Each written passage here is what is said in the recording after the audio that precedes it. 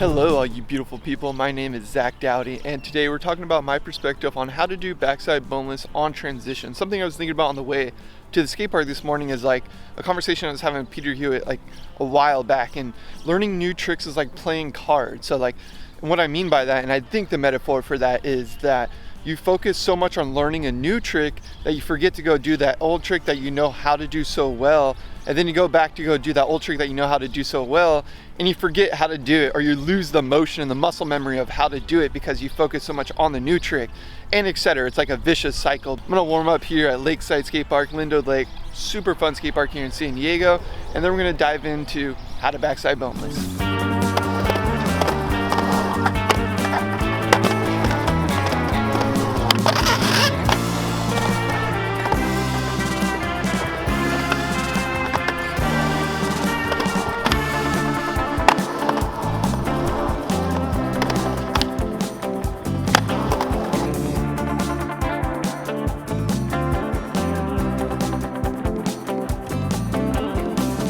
So backside boneless is one of the tricks that you can totally pose and fake out, and I did that for years, probably at least a year or two before I really jumped back into that. And what I mean is like you fly out into boneless and then you just bail basically, or you just don't jump back in, because that's the scariest part of this trick, is like jumping back into the transition.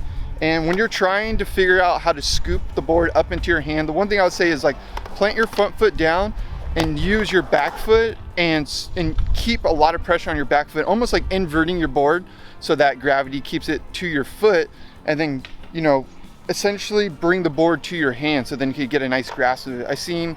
I personally did this quite a lot, was trying to reach down to grab my board as I was popping out of the transition, and then I didn't have any leverage to jump back in. So don't reach down to grab your board, you want to bring your board to your hand. I think that technique alone really helped me understand how to get back in, which I'll get into in a second, which is the real hard part of this trick. But just getting onto the deck and figuring out backside boneless can be fairly easy. Definitely try it on different transitions. The bigger the transition, the easier it's going to be to get into the boneless. Jumping in is going to be scarier. There's a whole fierce factor of this trick, but I do have one hack that'll help with that. But yeah, bigger transition actually helps to get into the boneless because you execute your trick a lot slower. Big transition's a little bit easier in ways for skateboarding because you execute everything a lot slower. It's a fear factor for sure, but just think about it, as you're doing everything slower, there's more time, and that can help.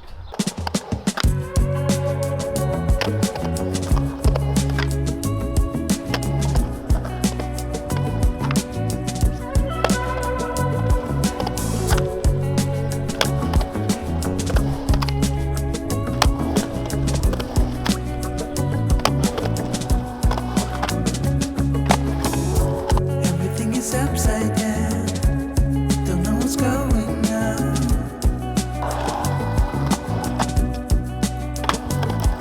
For example, in this pool, a backside boneless is a lot harder in this small little transition because you have to bring the board to you, you have to jump back on there, there's a lot going on. So this is actually a lot harder to backside boneless in than something like the metal coping over there that's like probably twice as big.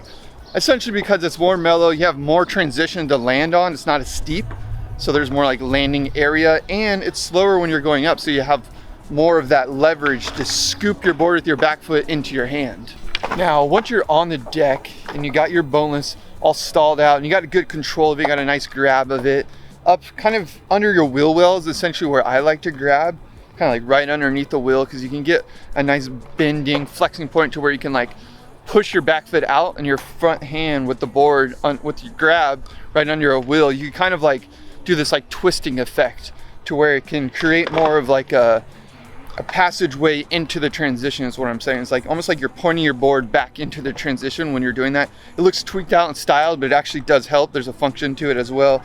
And the one thing I'll say with like jumping back into the transition with boneless, which is like the scariest part for sure, is you can get your board low. And that's one thing that really helped me. A lot of times what I was doing is like hitting my ankle, and that was simply because I wasn't putting my front foot high enough. You almost have to like wrap your front foot around the board. You need to lift it up extra high, more than any other skateboard trick, honestly. Like you have to wrap it up high because you have your foot planted, but then you have to get it back on. So like when you're jumping in, you definitely need to jump. First thing is like, it's not just like a fall back in, you do need to jump, because that jumping motion allows you to get your front foot up and kind of like tuck it in over your board and then on top of the board, because a lot of times you'll hit your ankle to the side of the board.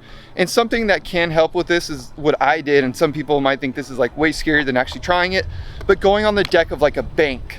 And a bank, because it's like less zing out factor, and you can just kind of like, if you do fall, there's probably less injuries to happen. So you can start on a bank and just jump in from the boneless position.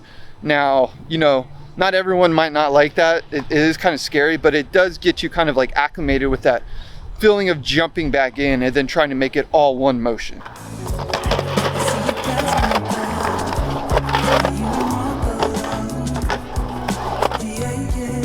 Also, as I was trying the boneless, I noticed the footing position really played a big difference. So like, you want to have your back foot in that scooping position and have your front foot hovering over your whole board. I think that's the good position, because you do need to like kind of scoop your board out so that you can grab it, but you also need your front foot in a place where you can just jump off and plant. So here's where I keep my feet when I'm doing backside boneless.